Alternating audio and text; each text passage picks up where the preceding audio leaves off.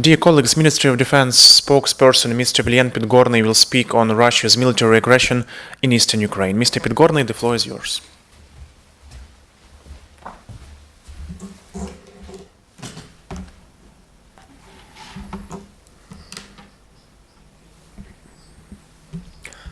Good afternoon, ladies and gentlemen.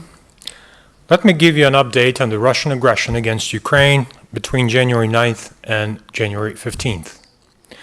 The highest number of ceasefire violations committed by Russia-backed militants was 78 on Thursday, January 12th, and the lowest 46 on Monday, January 9th. Major hostilities in the Luhansk sector took place in Popasna area, with the epicenter in Novozvanivka, where during the day militants used small arms for the most part, while after the dusk they were switching to weapons prohibited by Minsk agreements, mostly mortars and artillery. In addition to cannon artillery, Russian proxies applied rocket launchers Partizan once. The incident of its application was recorded at the far eastern point of the Luhansk sector near the village of Syze on Monday, January 9th. Other areas of intense military confrontation included the village of Troitske and Krymske village, north of Bakhmut Road. To the east of Krymske, along the entire front line, ceasefire regime was observed with occasional armed provocations of the enemy against Ukrainian armed forces in Stanitsa Luhanska area. Donetsk sector. Similarly, military situation in the Avdiivka industrial area remains rather tense. Throughout the week, militants have been firing at positions of Ukrainian forces for at least 5 hours on a daily basis. Often the enemy used heavy weapons, including mortars.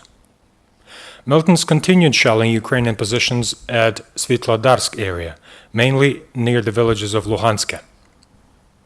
Mortars and armaments mounted on infantry fighting vehicles were largely used by the enemy there throughout the week.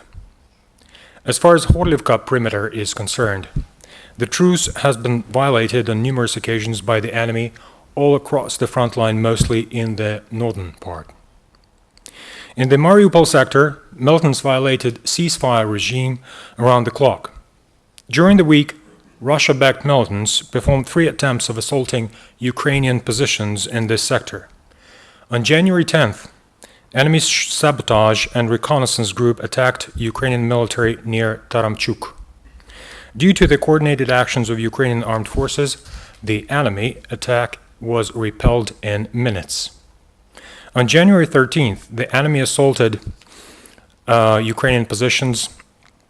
On January 13th, the enemy assaults against Ukrainian positions were mostly coordinated and well organized. In Marinka, militants went on the offensive under the cover of mortar shelling, but were stopped by the ATO forces.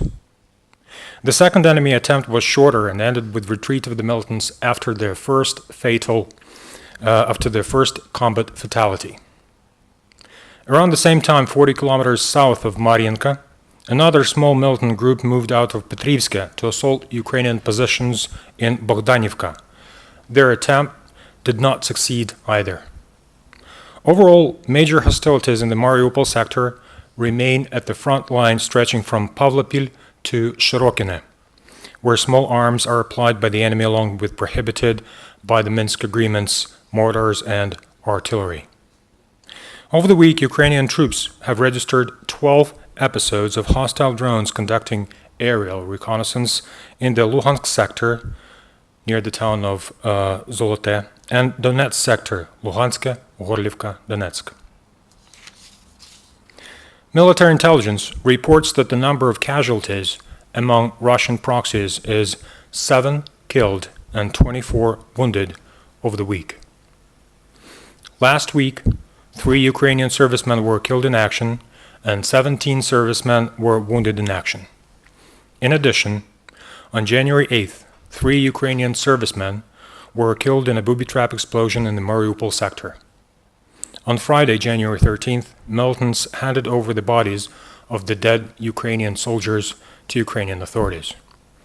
Our hearts go out to the friends and families of the fallen Ukrainian heroes.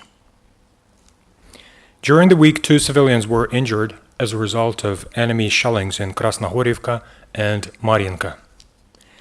During the previous week, a railway track in Popasna was damaged as a result of militant attacks. 5 houses in Pivnichne, town of Zalizne near Toretsk, Avdiivka, Krasnohorivka, and Mariinka were shelled by the militants. Additionally, residents of Avdiivka, Mariinka, and 2 frontline villages of Yasinovata district were temporarily cut off from power supply because of the enemy shellings of the area. That'll be all. Thank you very much. Thank you, Mr. Pidgornyy. Looking forward to seeing you here next week.